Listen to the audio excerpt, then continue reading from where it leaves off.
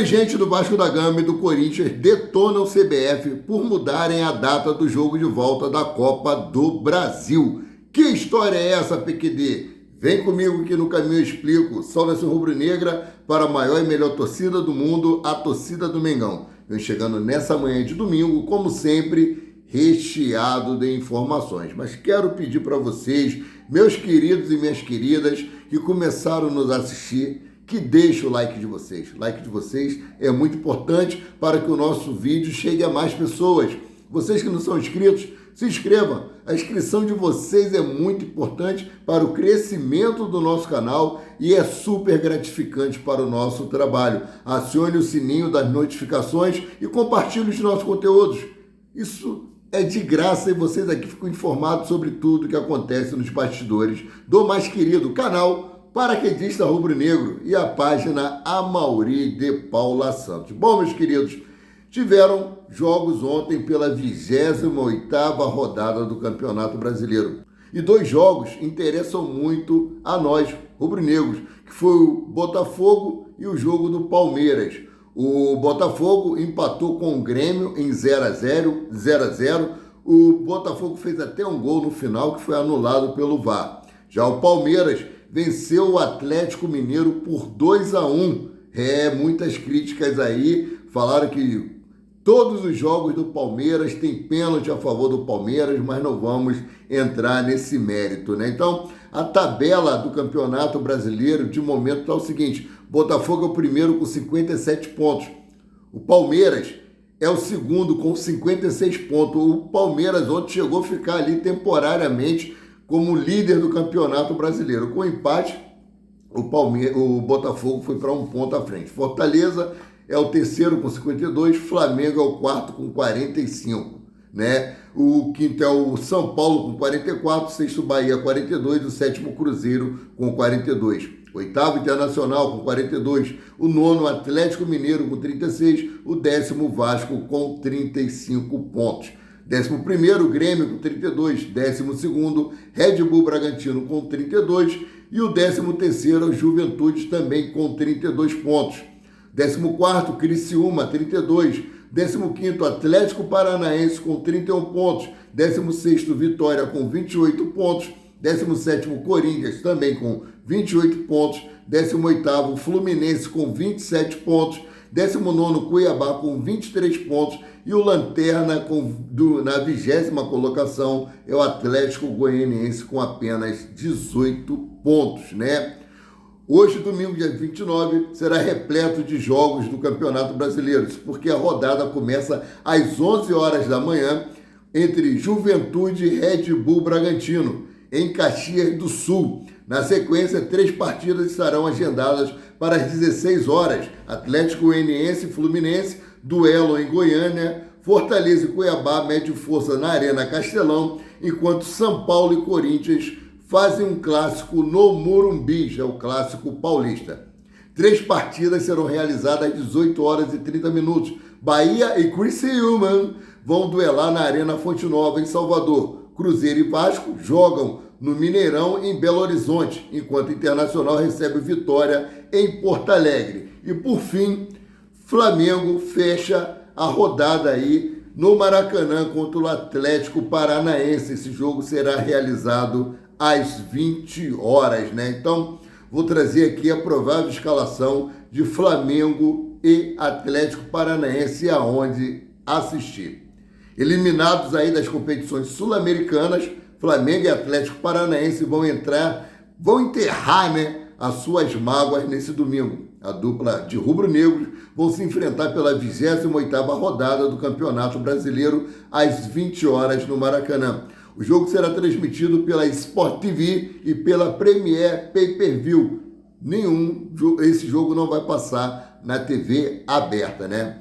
A última quinta-feira foi um dia de decepção para o Flamengo e Atlético Paranaense. A dupla viu aí os seus sonhos de conquistar o principal título da temporada irem por água abaixo.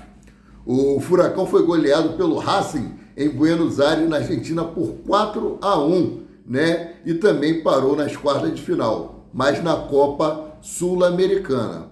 O Flamengo ainda resiste no G4 do Campeonato Brasileiro, apesar das 3 derrotas e um empate nos últimos 5 jogos. A situação aí do Atlético Paranaense é inversa. A equipe paranaense está em 15º lugar com 31 pontos, apenas 3 a mais que o Corinthians, que abre a zona do rebaixamento. Assim como o Flamengo, o Atlético também possui aí menos jogos disputados que as equipes que lutam contra o rebaixamento e o Flamengo aí contra as equipes que lutam pela parte de cima da tabela. A arbitragem desse jogo é a seguinte: Davi de Oliveira Lacerda, do Espírito Santo, é o árbitro. Assistente número 1, Alex Ang Ribeiro, São Paulo, árbitro FIFA. E o assistente número 2 é Alex dos Santos, de Santa Catarina. O VAR fica por conta do Igor Júnior Benevenuto de Oliveira, de Minas Gerais, da FIFA, né? É o que comanda aí o VAR. E o provável time do Flamengo, mediante do que o Tite esboçou no último treino ontem, realizado na tarde de sábado no CT do Urubu, é a seguinte: Rossi, Wesley, Davi Luiz, Léo Ortiz e Ayrton Lucas, Eric Pulgar, Carlos Alcaraz, Gerson e Matheus Gonçalves, Gonzalo Plata e Gabigol. Gonzalo Plata, que foi muito criticado por Gerson, canhotinha de ouro. Eu coloquei um trecho do vídeo dele lá na nossa página, Amaury de Paula Santos. Ele falou o seguinte, vou trazer mais ou menos o que ele disse aqui, que o Flamengo tem muitos jogadores bons na base, inclusive Matheus Gonçalves, né, que não viu nada como profissional nesse Gonzalo Plata, que errou tudo que fez, né, isso na colocação do Gerson Canhotinha de Ouro. Disse que o Flamengo aqui na base tem 380 jogadores muito melhor, né? Bom, realmente o Gonzalo Plata teve uma grande oportunidade de mudar o resultado do jogo ali, a bola pererecou na frente dele, parece que ele tomou um susto quando a bola passou, mas o cara está começando agora, falta de entrosamento, vamos aguardar mais um pouquinho, né? Bom, quem está fora desse jogo são os lesionados Pedro, Everton, Cebolinha, Matias Vinha, né, que estão fora da temporada. Michael, lesão na coxa, mas já está fazendo transição. Luiz Araújo, problema no joelho direito, cirurgia. Carlinhos suspenso por cartão vermelho. E quem está pendurado, além do Carlinhos ter sido expulso por cartão vermelho, ele ainda está pendurado para os próximos jogos do Flamengo e Léo Ortiz também está pendurado. Provável escalação do Atlético Paranaense é Michael, Léo Godoy ou Madison, Kaique Rocha, Thiago Heleno e Esquivel, Eric, Christian e Zapelli, Coelho e Canábio e Mastriano, né, ou Pablo. Esse é o provável time do Atlético Paranaense. Quem está fora? Gabriel suspenso e Fernandinho lesionado. Pendurados o time todo do Atlético Paranaense. Olha só, Bruno Prachedes, Christian, Filipinho, Fernando, João Cruz, Julimar, Kaique Rocha, Madison, Pablo, Tomás Coelho e Zé Vitor. Cara, é muita gente. 11 jogadores pendurados aí por cartão amarelo. Bom, no primeiro jogo aí, após a eliminação da Copa Libertadores da América, apenas 17 mil ingressos foram vendidos. Até o momento, nenhum setor esgotou. Além disso, o setor sul sequer foi aberto. A expectativa é que cerca de 30 a 40 mil torcedores acompanhem o Flamengo em mais um jogo pelo Brasileirão. Ademais, os ingressos seguem sendo vendidos, né, no site Flamengo, superingresso.com.br, com preços que variam aí de R$ 35 a 400 berimbau, que é o Maracanã mais, né? E além disso, torcedores do Flamengo preparam alguns cartazes para levar ao Maracanã neste domingo, em protesto contra a má fase da equipe. Alguns dos dizeres das placas de protesto que os torcedores irão levar: ingressos muito caro para pouco futebol. Muita mídia, pouco futebol. Para jogar no Flamengo tem que ter disposição. O Flamengo é do povo. Hashtag diretoria sem vergonha. Time de milhões, diretoria de várzea.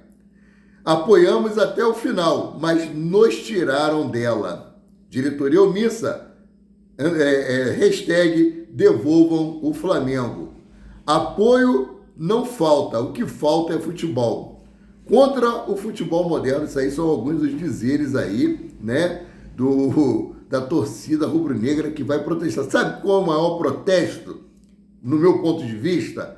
É não ir, cara. É não ir, aí eles vão sentir no bolso, aí eles vão tomar providência, porque com relação à saída do Tite, Rodolfo Landim já tomou a decisão. Ele só vai sair dependendo do resultado do jogo de hoje contra o Atlético Paranaense. Ou seja, ele estará à frente do Flamengo no jogo contra o Corinthians, né? Sabemos a ligação tremenda que o técnico Tite tem com o Corinthians e com a sua torcida.